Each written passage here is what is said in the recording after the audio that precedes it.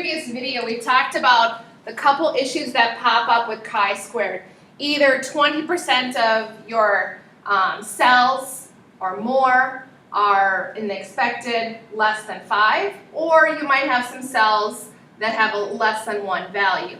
What I want to do is go through a second example, and I'll tell you what I do want you to write down. So here is our observed values. We just have 6 cells here in our observed.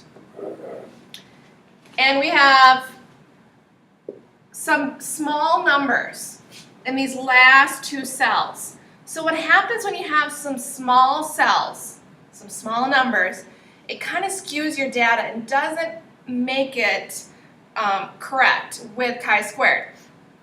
So let's pretend we go through our chi-squared and we take our test. Again, don't need to write any of this down yet. And you get this value here with your inequality, and you say they're not independent. Well, what we can do is we can rewrite the values.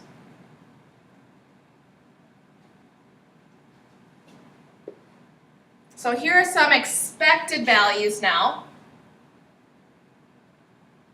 So 46.8, 23.2, 43.5, 21.5. Okay, these two are less than 5. So there are the 2 issue ones in blue.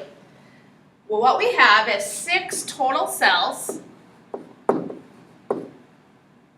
and 2 of them are bad. So 2 out of 6 is 33.33% are less than 5. So we consider this not reliable. So here's what we can do instead. This is what I do want you to write down. What we can do is we can add some data together. So remember how we had this 2 rows right here? We combined the second and the third rows together, and then we redid the expected values. So here's your new expected values, which are both above 5. So then you can go through and do the chi-square test, and you can conclude it to be reliable now.